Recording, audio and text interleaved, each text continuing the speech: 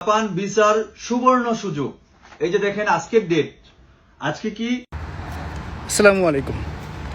টিকটকে স্ক্রলিং করতে করতেই এই ভদ্রলোক, ওনার বেশ কিছু ভিডিও আসে, আমি দেখি। উনি সম্ভবত দুবাইয়ে থাকে। উনি এর আগে দুবাইয়ে একটা ট্রাভেল এজেন্সিতে জব করতেন। সম্ভবত এখন উনি ওখানে আর জব করে না। কি হয়েছে ইনসিডেন্ট সেটা উনি ভালো জানে, বা কাছের মানুষজন যারা আছেন তারা হয়তো বলতে পারবেন। বাট উনি এখন নিজেই মনে হয় ভিসা সার্ভিসটা প্রোভাইড করে, নিজে হয়তো কোনো একটা কোম্পানি এস্টাবলিশ করেছে। এনিওয়ে, আমার প্রসঙ্গ সেটা না। আমার প্রসঙ্গ হচ্ছে উনি কিছু দেশের ভিসা করে, যেটা ভিসার পরে পেমেন্ট। এই ভিডিওটা আমার নজরে আসলো যে জাপানের ভিসা উনি করে দিবে, পেমেন্ট নিবে হচ্ছে ভিসা হওয়ার পরে। আমি আপনাদেরকে একটা জিনিস বলি, সেটা হচ্ছে জাপান ই ভিসা প্রোভাইড করে এবং ভিসার কোনো চার্জ নাই, মানে টোটালি ফ্রি। আর প্রসিডিউরটাও, অ্যাপ্লিকেশন প্রসিডিউরটাও খুব একটা কঠিন আহামরি কিছু না, খুবই ইজি।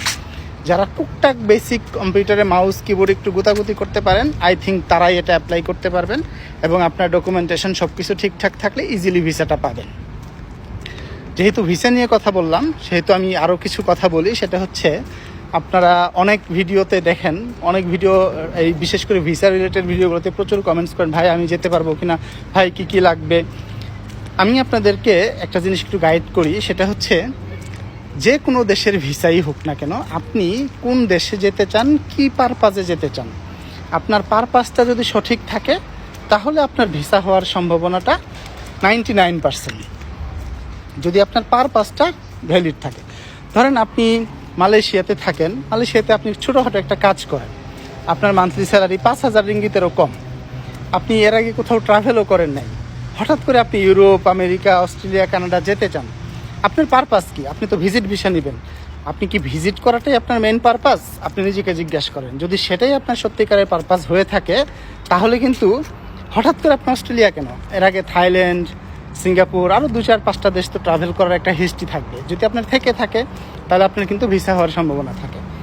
আরেকটা জিনিস বলি, ভিসা অ্যাপ্লিকেশনের জন্য বিশেষ করে ফার্স্ট ওয়ার্ল্ড কান্ট্রিগুলো, আপনার যে ওই মানে কি বলে, আপনার যে স্টেটমেন্ট অফ পারপাস, হ্যাঁ, আপনার যে কাভার লেটার, সেটা কিন্তু সুন্দর একটা গল্প থাকে সেখানে, যে আপনি আসলে ট্রাভেল করতে যাবেন, কেন যাবেন, আপনার গল্পটা কি, আপনার ইন্টেনশনটা কি। এখানে সুন্দর একটা আপনার গল্প সিকোয়েন্স, হ্যাঁ, আপনার যে গল্পটা, সেই গল্পের যে মানে লজিকগুলা, সেগুলো ঠিক থাকতে হবে। যদি সেটা ঠিক থাকে তাহলে আপনি ভিসা পাবেন। আর যদি আপনার গল্পটা, আপনার ইন্টেনশনটা উইক হয়, দুর্বল হয়, সেই ক্ষেত্রে যারা ভিসা এক্সপার্ট, যারা ভিসা প্রসেস করে এবং আন্তরিকতার সাথে আপনাকে যদি আপনার গল্পটাকে একটু ফাইন টিউন করে, গল্পটাকে একটু স্ট্রং করে, তাহলে কিন্তু আপনার ভিসাটা হওয়ার সম্ভাবনা থাকে।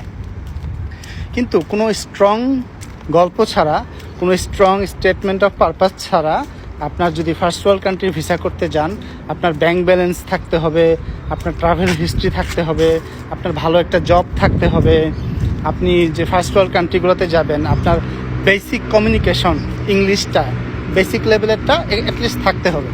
যদি এই সমস্ত জিনিস থাকে, তাহলে কিন্তু আপনি নিজেই অ্যাপ্লাই করতে পারবেন। আর ফার্স্ট ওয়ার্ল্ড কান্ট্রির ভিসাগুলো আপনি যদি নিজেই অ্যাপ্লাই করার মতো যোগ্যতাটা না রাখেন, তাহলে তো আপনি কিভাবে আশা করবেন যে ভিসা হবে? নিজে অ্যাপ্লাই করার যোগ্যতা না থাকা সত্ত্বেও অনেকের হবে। কাদের হবে? ধরেন আপনি বড় একটা কোম্পানিতে, লাকিলি ভালো একটা কোম্পানিতে চাকরি করেন, আপনার মান্থলি স্যালারি 5 থেকে 10,000 রিঙ্গিতের মতো, বা বাংলা টাকা 1-2 লাখ টাকার মতো। আপনি সেগুলো কম বুঝেন, টেকনোলজিক্যাল বিষয়গুলো, কম্পিউটার বিষয় কম বুঝেন, বাট আপনার জবটা ভালো, কোম্পানি ভালো, সেই ক্ষেত্রে কিন্তু এগুলো নিয়ে আপনার চিন্তা করা লাগবে না। আপনার কোম্পানির যদি রিকোয়ারমেন্ট থাকে আপনাকে অস্ট্রেলিয়ায় কোনো একটা ভিজিটে নিয়ে যাওয়ার জন্য, তাহলে ভিসা কিন্তু তারাই করে দিবে। সো মেন কথা হচ্ছে, আমি যেটা বলতে চাচ্ছি সেটা হচ্ছে, আপনি কোন দেশে যাবেন, কেন যাবেন, আপনার যদি ভেতরটা পরিষ্কার থাকে, আপনার যদি লজিকটা ক্লিয়ার থাকে, আপনার যদি ট্রু ইন্টেনশন থাকে, তাহলে আপনি ভিসাটা পাবেন। আর জাপানের ভিসা, এটার জন্য আপনারা কাউকে এত বেশি টাকা চার্জ দিবেন না। অবশ্যই এটা নিজে করার ট্রাই করবেন। আর যদি নিজে করতে না পারেন, যারা একটু কম্পিউটার ভালো বুঝে, ফটোকপির দোকানে গিয়ে তারা মালয়েশিয়ায় যদি আপনি 10-20 রিঙ্গিত দেন, তাহলেই করে দিবে। আর বাংলাদেশ থেকে যদি করেন, 500-1000 টাকা দিলেই করে দেওয়া উচিত। আর শনি রবিবার আমার ছুটি থাকে, যদি আপনাদের হেল্প লাগে আমাকে ফোন দিয়েন। যদি কেউ জাপান ঘুরতে যেতে চান, আমি আপনাকে হেল্প করব কিভাবে আপনি ই ভিসার জন্য অ্যাপ্লাই করতে পারবেন। কোনো টাকা পয়সা লাগবে না, যেহেতু ই ভিসা নিজের মোবাইল দিয়ে ডকুমেন্টসগুলো স্ক্যান করবেন, পাঠিয়ে দিবেন, কোনো পেমেন্ট নাই, কোনো এজেন্সি চার্জ নাই। ভিসা হয়ে গেলে বিমানের টিকিট কাটবেন, মালয়েশিয়া থেকে খুব বেশি না, আপ ডাউন 2 থেকে 3 হাজার রিঙ্গিতেই হয়ে যায়। যাবেন, ওখানে আর 2,000 রিঙ্গিতের মতো খরচ হবে, 2 সপ্তাহ থাকবেন, ঘুরবেন ফিরবেন, মজা করবেন, চলে আসবেন। ধন্যবাদ সবাইকে, ভালো থাকবেন, আসসালামু আলাইকুম।